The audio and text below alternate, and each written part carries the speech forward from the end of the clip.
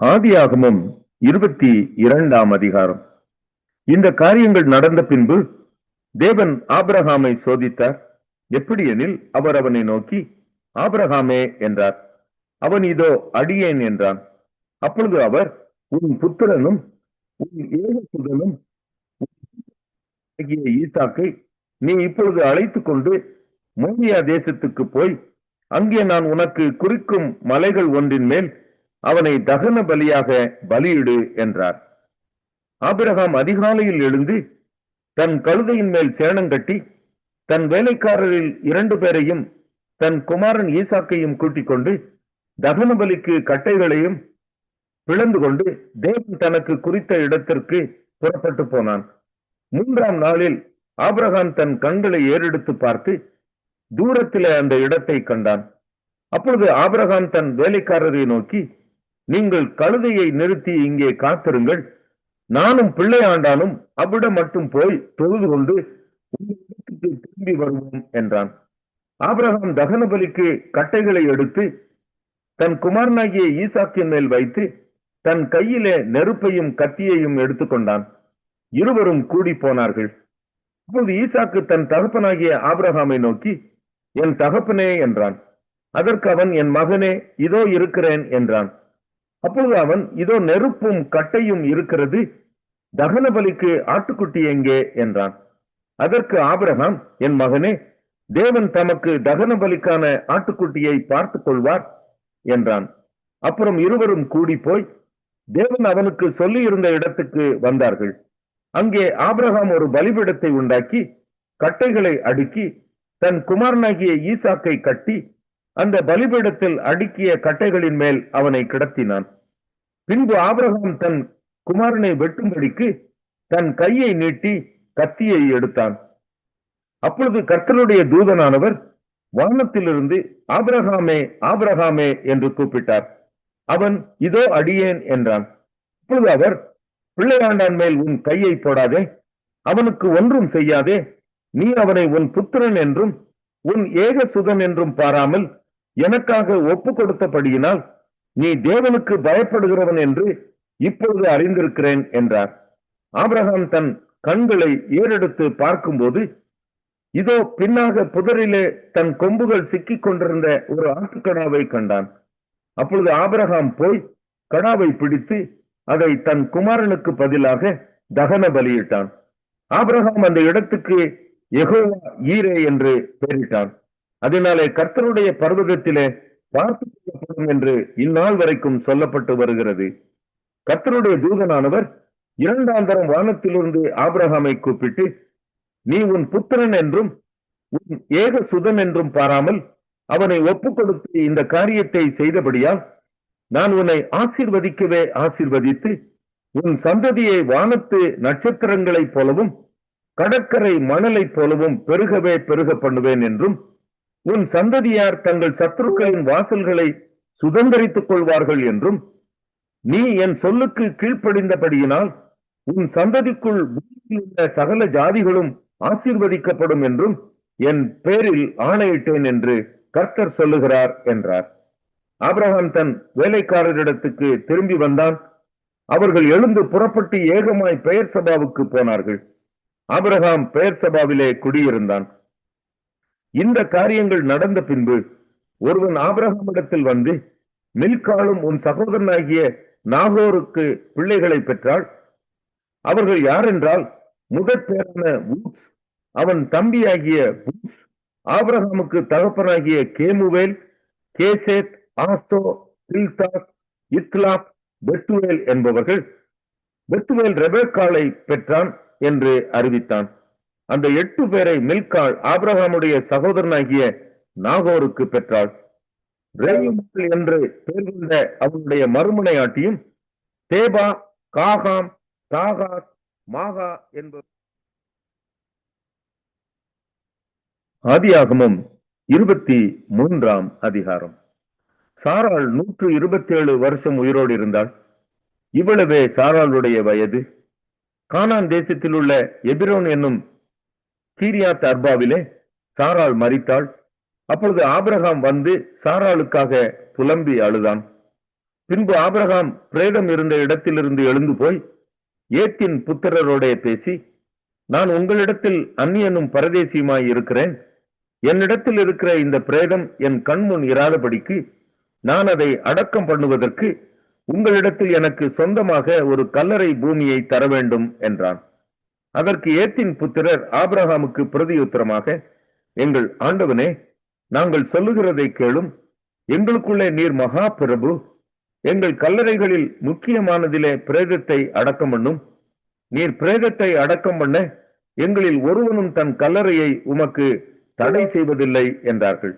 அப்பொழுது ஆபிரகாம் எழுந்திருந்து ஏத்தின் புத்திரராகிய அத்தேசத்தாருக்கு வந்தனம் செய்து அவர்களோட பேசி, என்னிடத்தில் இருக்கிற பிரேதம் என் கண்முன் இராதபடிக்கு நான் அதை அடக்கம் பண்ண உங்களுக்கு சம்மதியானால் நீங்கள் என் வார்த்தையை கேட்டு சோகாருடைய குமாரனாகிய எப்பெரோன் தன் நிலத்தின் கடைசியிலே இருக்கிற மக்பேலா எனப்பட்ட குகையை எனக்கு சொந்தமான கல்லறை பூமியாய் இருக்கும்படி தர வேண்டும் என்று அவரிடத்தில் எனக்காக வேண்டிக் கொள்ளுங்கள்.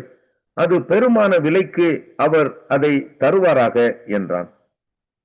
எப்பெரோன் ஏத்தின் புத்திர நடுவிலே உட்கார்ந்திருந்தான். அப்பொழுது ஏத்தியனாகிய எப்பெரோன் தன் ஊர் வாசலுக்குள் பிரவேசிக்கிற ஏத்தின் புத்திரர் அனைவரும் கேட்க ஆபிரகாமுக்கு பிரதியுத்தரமாக, அப்படியல்ல என் ஆண்டவனே, என் வார்த்தையை கேளும். அந்த நிலத்தை உமக்கு தருகிறேன், அதில் இருக்கிற குகையையும் உமக்கு தருகிறேன். என் ஜனபுத்திரருடைய கண்களுக்கு முன்பாக அதை உமக்கு தருகிறேன். உம்மிடத்தில் இருக்கிற பிரேதத்தை அடக்கம் பண்ணும் என்றான். அப்பொழுது ஆபிரகாம் அத்தேசத்தாருக்கு வந்தனம் செய்து தேசத்து ஜனங்கள் கேட்க எப்பரோனை நோக்கி, கொடுக்க உமக்கு மனதானால் என் வார்த்தையை கேளும். நிலத்தின் விலையை தருகிறேன், என் கையில் அதை வாங்கிக் கொள்ளும். அப்பொழுது என்னிடத்தில் இருக்கிற பிரேதத்தை அவ்விடத்தில் அடக்கம் பண்ணுவேன் என்றான். அதற்கு எப்பெரோன் ஆபிரகாமுக்கு பிரதியுத்தரமாக, என் ஆண்டவனே, நான் சொல்லுகிறதை கேளும். அந்த நிலம் 400 சேக்கல் நிறை வெள்ளி பெறும். எனக்கும் உமக்கும் அது எவ்வளவு காரியம்? நீர் உம்மிடத்தில் இருக்கிற பிரேதத்தை அடக்கம் பண்ணும் என்றான். அப்பொழுது ஆபிரகாம் எப்பெரோனின் சொல்லை கேட்டு ஏத்தின் புத்திரருக்கு முன்பாக எப்பெரோன் சொன்னபடியே வர்த்தகரிடத்தில் செல்லும்படியான 400 சேக்கல் நிறை வெள்ளியை அவனுக்கு நிறுத்து கொடுத்தான்.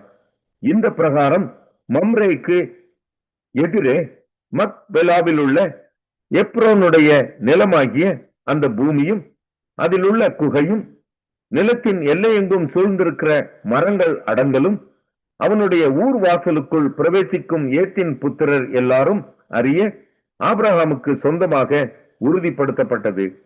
அதற்கு பின் ஆபிரகாம் தன் மனைவியாகிய சாராளை கானான் தேசத்தில் எப்பெரோன் ஊர் பூமியான மம்ரேக்கு எதிரே இருக்கிற மக்பெலா என்னும் நிலத்தின் குகையிலே அடக்கம் பண்ணினான். இப்படி ஏத்தின் புத்திரர் கையில் கொல்லப்பட்ட அந்த நிலமும் அதில் உள்ள குகையும் ஆபிரகாமுக்கு சொந்த கல்லறை பூமியாக. 26ஆம் சங்கீதம். தாவீதின் சங்கீதம். கர்த்தாவே, என்னை நியாயம் விசாரியும். நான் என் உத்தமத்திலே நடக்கிறேன். நான் கர்த்தரை நம்பி இருக்கிறேன், ஆகையால் நான் தள்ளாடுவதில்லை. கர்த்தாவே, என்னை பரீட்சித்து என்னை சோதித்து பாரும். என் உள்ளந்திரியங்களையும் என் இருதயத்தையும் புடமிட்டு பாரும். உம்முடைய கிருபை என் கண்களுக்கு முன்பாக இருக்கிறது. உம்முடைய சத்தியத்திலே நடந்து கொள்கிறேன். வீணருடைய நான் உட்காரவில்லை, வஞ்சவரிடத்தில் நான் சேருவதில்லை. பொல்லாதவர்களின் கூட்டத்தை பகைக்கிறேன், துன்மார்க்கரோடே உட்காரேன். கர்த்தாவே, நான் துதியின் சத்தத்தை தொனிக்க பண்ணி உம்முடைய அதிசயங்களை எல்லாம் விவரிப்பதற்காக நான் குற்றமில்லாமையிலே என் கைகளை கழுவி உம்முடைய பீடத்தை சுற்றி வருகிறேன். கர்த்தாவே, உமது ஆலயமாகிய வாசஸ்தலத்தையும் உமது மகிமை தங்கிய ஸ்தானத்தையும் வாஞ்சிக்கிறேன். என் ஆத்துமாவை பாவிகளோடும் என் ஜீவனை இரத்த பிரியரோடும் கூட வாரிக்கொள்ளாதேயும். அவர்கள் கைகளிலே தீவினை இருக்கிறது, அவர்கள் வலதுகை பரிதானங்களால் நிறைந்திருக்கிறது. நானோ என் உத்தமத்திலே நடப்பேன். என்னை மீட்டுக்கொண்டு என் மேல் இரக்கமாயிரும். என் கால் செம்மையான இடத்திலே நிற்கிறது. சபைகளிலே நான் கர்த்தரை துதிப்பேன்.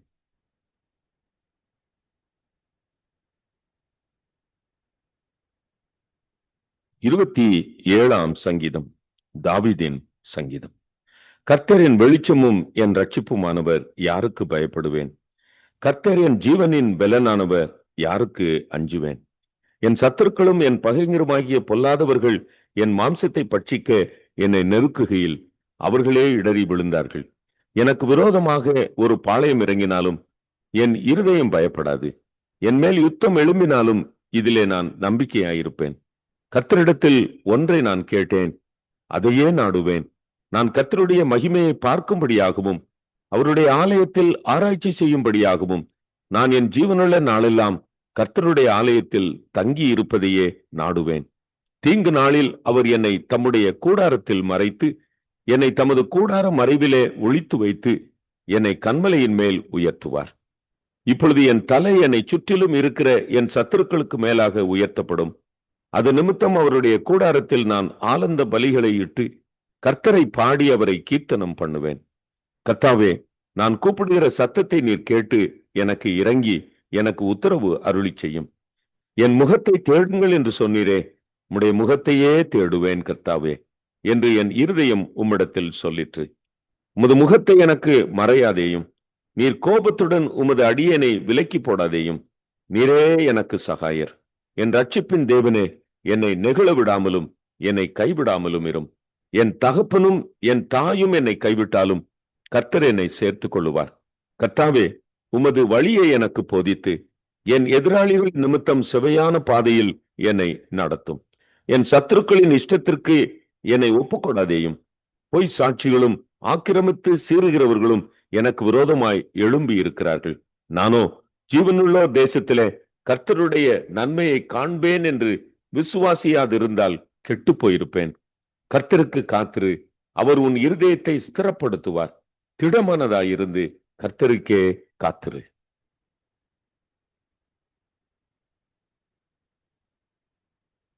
இருபத்தி எட்டாம் சங்கீதம். தாவீதின் சங்கீதம். என் கன்மலையாகிய கர்த்தாவே, உம்மை நோக்கி கூப்பிடுகிறேன். நீர் கேளாதவர் போல மௌனமாயிராதேயும். நீர் மௌனமாயிருந்தால் நான் குழியில் இறங்குகிறவர்களுக்கு ஒப்பாவேன். நான் உம்மை நோக்கி சத்தமிட்டு உம்முடைய பரிசுத்த சந்நிதிக்கு நேராக கையெடுக்கையில் என் விண்ணப்பங்களின் சத்தத்தை கேட்டருளும். அயலானுக்கு சமாதான வாழ்த்துதலை சொல்லியும் தங்கள் இருதயங்களில் பொல்லாப்பை வைத்திருக்கிற துன்மார்க்கரோடும் அக்கிரமக்காரரோடும் என்னை வாரிக்கொள்ளாதேயும். அவர்களுடைய கிரியைகளுக்கும் அவர்களுடைய நடத்தைகளின் பொல்லாங்குக்கும் தக்கதாக அவர்களுக்கு செய்யும். அவர்கள் கைகளின் செய்கைக்கு தக்கதாக அவர்களுக்கு அழியும். அவர்களுக்கு சரிக்கு சரி கட்டும். அவர்கள் கர்த்தருடைய செய்கைகளையும் அவர் கரத்தின் கிரியைகளையும் கவனியாதபடியால் அவர்களை இடித்து போடுவார். அவர்களை கட்டமாட்டார். கர்த்தருக்கு ஸ்தோத்திரம். அவர் என் விண்ணப்பங்களின் சத்தத்தை கேட்டார். கர்த்தர் என் பெலனும் என் கேடகமுமாயிருக்கிறார். என் இருதயம் அவரை நம்பி இருந்தது. நான் சகாயம் பெற்றேன். ஆகையால் என் இருதயம் களி கூறுகிறது. என் பாட்டினால் அவரை துதிப்பேன். கர்த்தர் அவர்களுடைய பெலன். அவரே தாம் அபிஷேகம் பண்ணினவனுக்கு அரணான அடைக்கலமானவர். தேவரீர் உமது ஜனத்தை ரட்சித்து உமது சுதந்திரத்தை ஆசீர்வதியும். அவர்களை போஷித்து அவர்களை என்றென்றைக்கும் உயர்த்தி அருளும்.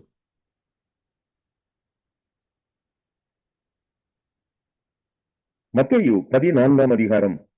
அக்காலத்தில் காற்பந்து தேசாதிபதியாகிய ஏரோது இயேசுவின் கீர்த்தியை கேள்விப்பட்டு தன் ஊழியக்காரரை நோக்கி, இவன் யோவான் ஸ்நானன்.